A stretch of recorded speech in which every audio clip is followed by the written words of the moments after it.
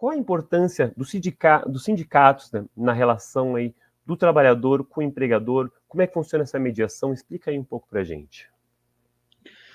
Os sindicatos eles são um órgão importante no mundo todo, né? Então, a constituição da luta da classe trabalhadora, né, historicamente, ela está vinculada a movimentos sociais que tiveram grande influência na transformação do mundo do trabalho na história.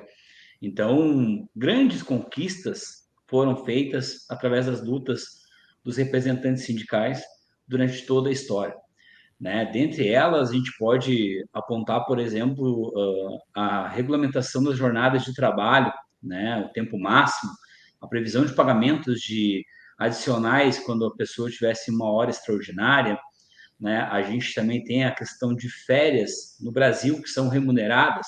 Lá nos Estados Unidos, o cara tem 7 dias de férias e nem recebe pagamento, né? Então, a gente tem algumas distinções aqui, previsão do 13º salário, né? Então, direitos que durante séculos têm sido dados. A questão do fim do trabalho infantil, da exploração do trabalho das crianças, o regramento das atividades com as mulheres, com os idosos, né? E a garantia de condições para a saúde do trabalhador, né? E a proteção também contra acidentes de trabalho. Isso tudo é uma construção histórica, né? E isso tudo é da luta dos sindicatos, dos movimentos de trabalhadores que historicamente lutaram, apanharam, brigaram, sangraram e morreram. Então, quando a gente vê movimentos e pessoas dizendo que ter direitos é ruim, é cuspir na história, né? É pegar e colocar algo deplorável contra o próprio trabalhador. Então, isso é a classe contra a própria classe. O interesse dos trabalhadores, através dos sindicatos, das centrais sindicais, das federações de trabalhadores, elas acabam constituindo esses direitos, buscam assegurar alguns direitos, né, que estão na Constituição Federal, que estão na consolidação das leis trabalhistas, a CLT, que são os direitos mínimos de uma relação de trabalho. Então, não é nossa, o trabalhador é privilegiado. Não. Aquilo ali é o mínimo de garantias que estão colocadas aos trabalhadores.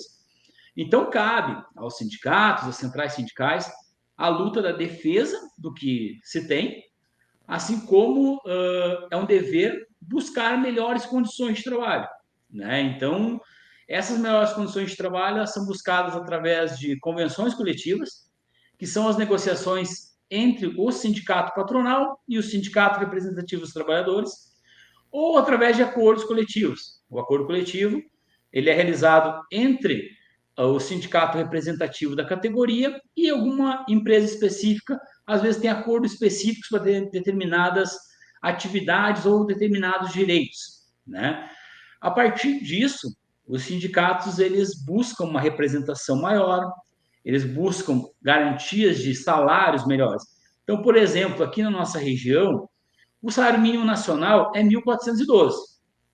Porém, o piso normativo, o salário mínimo de trabalhadores em diversas categorias aqui da região, por exemplo, dos trabalhadores em turismo e hospitalidade, o salário mínimo até o dia 1º de abril era R$ 1.710. Então, é quase 25% a mais do que o salário mínimo nacional, né? É um dos sindicatos que já tem negociação para a questão de aumento salarial, porque a data base era 1º de abril. O sindicato, por exemplo, dos comerciários tem um piso de R$ 1.711, né? Também mais ou menos esse mesmo padrão. Então, o primeiro passo é ter conquistas de melhorar condições de trabalho. É a partir do mínimo que se trabalha. E a partir desse momento, né, se buscam garantias de outros direitos que não estão na lei. Então, por exemplo, a gente tem negociações coletivas, conquistas para os trabalhadores, que se não fossem os sindicatos, não existiriam. Então, por exemplo, tem trabalhadores que recebem auxílio creche, que é uma ajuda de custo para as despesas mensais que algumas pessoas têm. Por exemplo, na nossa região, é muito comum a pessoa não ter vaga na creche, porque é um serviço público que, infelizmente, é deficiente, né? E nossa região também teve um crescimento muito grande populacional, então dificulta até mesmo ao poder público alcançar isso. Nós temos também a questão do auxílio, do adicional de quebra de caixa, que é um plus salarial para a pessoa, né? Pelo fato do exercício de um cargo de maior responsabilidade na atividade, né? E como é uma atividade sujeita a erros também, então pode ter penalidades. Dentro das atribuições que a gente tem de alguns sindicatos, por exemplo, adicional por tempo de serviço, né? O famoso anuênio, para quem entra para algumas categorias, triênio para outras, quinquênio para outras. Isso são conquistas que os sindicatos conseguem. Não está na lei, não é de graça. Né? São lutas, são resultados de muita conversa, de muita negociação, para mostrar a realidade que o trabalhador vive na região, porque daí cada região é específica. Então, muitas vezes, por exemplo, tem atividades que aqui, Gramado, por exemplo, e Canela são cidades muito voltadas para o público do turismo. Então, por exemplo, há negociações pelas atividades desempenhadas em domingos e feriados, porque em situações, cidades normais, que não dependem do turismo, geralmente o trabalho é de segunda a sábado de manhã, né? Aqui não. Aqui a gente tem a escala normal de trabalho, que é das 6 por 1, né? Com jornadas que muitas vezes elas são bem puxadas, né? Eu trabalhei como garçom até 2013, né? Minha vida toda foi trabalhando em hotel, restaurante, pessoal dessas atividades. Então a gente sabe como é o trabalho, a gente sabe como é puxado.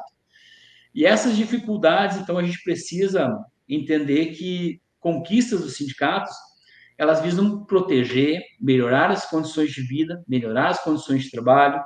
Asseguro, por exemplo, às vezes, algumas categorias têm previsão de proteção às trabalhadoras grávidas, para a questão de uma estabilidade um pouco maior, que é para poder ter a segurança de que quando voltar ao trabalho, vai poder ter a garantia desse emprego por um tempo maior, né? Porque senão, muitas vezes, chega ali, passa um mês, já manda embora, né? E está com um filho recém-nascido em casa. Algumas categorias têm previsão de estabilidade para os trabalhadores idosos, que estão às vésperas da aposentadoria, como uma garantia da pessoa consolidar o seu direito à aposentadoria, né? Que infelizmente muitos como nós não vamos ter, já que tivemos uma reforma horrível. Mas assim, o sindicato ele tem a sua importância como o ente que consegue fazer com que as relações de trabalho busquem o máximo possível de dignidade e condições melhores na vida das pessoas. E por isso que eles são muito importantes, e é também por isso que são muito atacados muitas vezes. Então, há algumas pessoas que não gostam de sindicato. Se não gosta de sindicato é porque alguma coisa não está muito direito lá.